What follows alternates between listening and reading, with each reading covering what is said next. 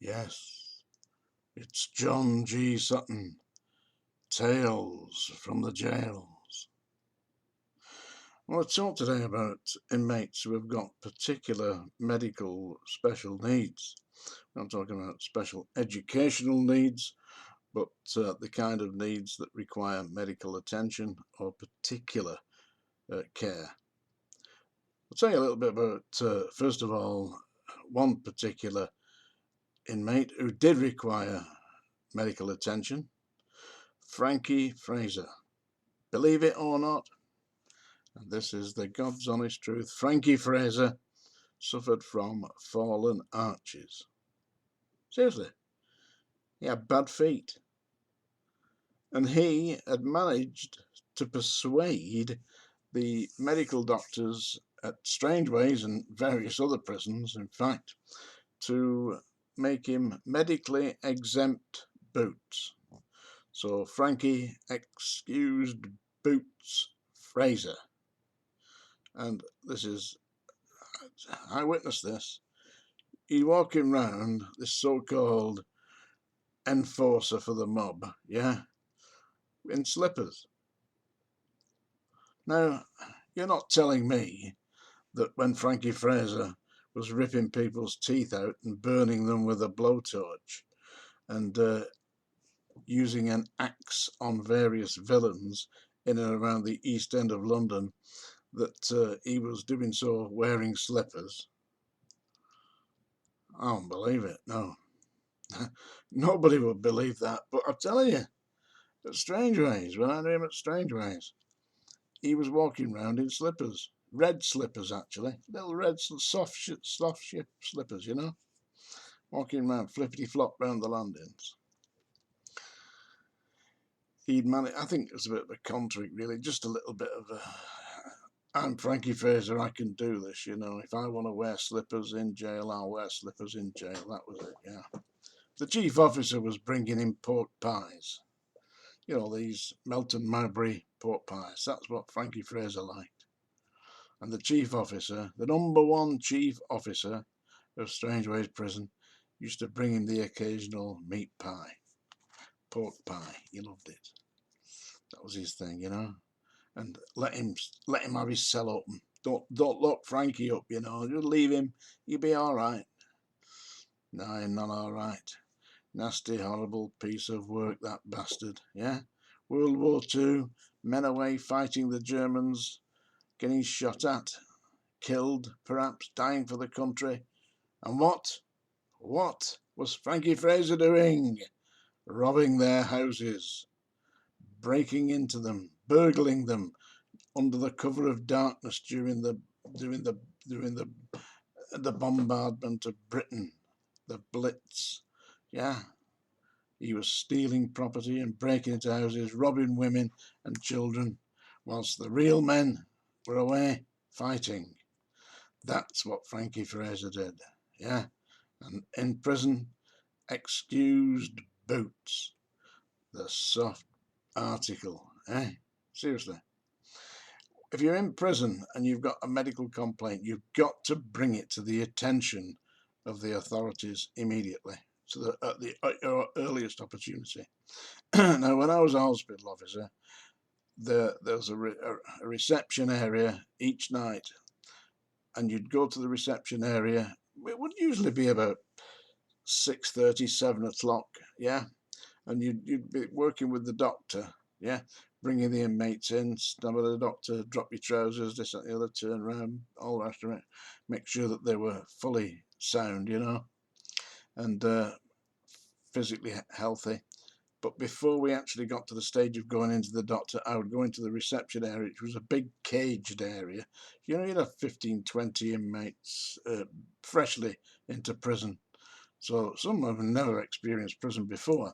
What I used to do was go into the unit, into that section, and I'd shout at the top of my voice, you know, shut up! If you've got any medical complaints, you bring them to my attention immediately. And when we go and see the doctor, you'll report to the doctor and call him sir. Do you understand? You know, just something sympathetic like that, you know, just to calm them down a little bit. But we are going back nearly 50 years when people actually understood that kind of terminology. You know, that you will do what I tell you to do. And generally speaking, you know, they understood it. They didn't. They weren't objecting to that. You'd have people come to you and say, I'm diabetic. You know, I need to be on insulin. I can deal with that. You know, I'll arrange for you to get your insulin through the doctor. The doctor will sign your prescription, and I'll make sure that you get injected with it if you need to be injected with it. All that, you would do that, you know. People who are suffering from epilepsy, people who are suffering from various other problems. Now, recently, in fact, today in the news, there's a story about a man who died in custody in prison because he was suffering from agoraphobia. That's a fear of being in a crowded place, and he had a panic attack and died. Now, you get yourself into prison and you're suffering from something like agoraphobia, and I would say you've got a problem. Somebody came to me and said, officer, when I report I'm suffering from agoraphobia. Yeah, all right, see me tomorrow. Report sick. That's what I used to say, you know. If it was something that wasn't immediately of a medical urgency, report sick in the morning and I'll put you before the doctor then, which I used to do. But as I say, today somebody died in custody of agoraphobia. People who were suffering from drug withdrawals, they come and see me, say, yeah, I'm a heroin addict. Oh, welcome to Strangeways. See you tomorrow. Report sick. The general rule at Strangeways was, and I personally think it was a terrible thing to do, but the rule was cold turkey. That's it. If you hook yourself up on drugs and you've managed to find yourself into jail, then here's a cell, get in it. Yeah. And the problem was, of course, that people had terrible reactions to that. And the worst one I saw, listen, I've seen some people coming down off drugs, heroin, cocaine, you name it. I've seen them coming down, but the worst one of all is long-term absolute addiction to alcohol. They really don't know where they are. My brother phoned me at home one night. He said, John, he said, one of my mates has just been locked up in Strangeways. He said, would you have a word with him? He said he was the landlord of some pub at Oldham, and he's managed to get himself locked up. I don't know what he was doing, dealing in contraband or something like that, you know, stolen goods or something, selling them behind the bar. But anyway, he said he's in Strangeways, he said, and he's an alcoholic.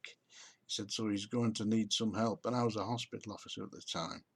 So I said, yeah, I'll go and see him. So I found out where he was, and I went to the cell, opened the cell door, and this guy's in there. I said, your name, such and such a body? He said, yes, I am. I said, do you know a man called Martin Sutton, police inspector in the CID at Oldham?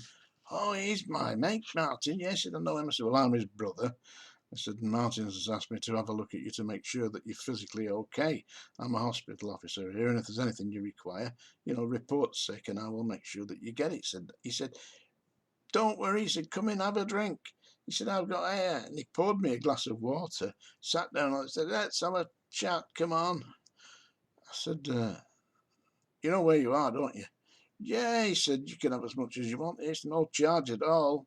He thought he was he thought he was behind the bar in his pub. He didn't know that he was in Strangeways. He completely and utterly out of it. Anyway, I managed to get him to see the doctor, and the doctor put him in like a single cell for a little while, you know, while he got out of the alcoholism. But he was raving mad for about a week. Raving mad. It's a good job I went to see him, actually, because he could very well have gone into shock, you know, when he realised where he was, or something like that, or damaged one of his cellmates. Yeah, so lots of people like that. But there you go, a little story about Frankie Fraser. Frankie, excuse Boots Fraser. Seriously. Anyway, the songs are proving very popular. So I sort of sing you a song from the 1960s that I remember when I was a relatively young man. And it always struck me, is there a hidden message in this song? Is it really about what we think it's about? Or is there something subtly going on here that we aren't told. Anyway, this is a song by Frank Ifield called She Taught Me to Yodel. You can join in if you want, by the way, you can join in. And I haven't got my grandson here to accompany me on the guitar, but here we go. I went across to Switzerland where all the yodelers be, to try to learn to yodel with my yodel-o-dee. I climbed a big high mountain on a clear and frosty day, and met a lovely girl up there in a little Swiss cafe. She taught me to yodel, yodel-o-dee, yodel-o-dee, yodel-o-dee. Did you like that? If you did, see me on the sick parade tomorrow. Tales from the Jails, John G. Sutton. Subscribe. I hope, believe it helps. Bye.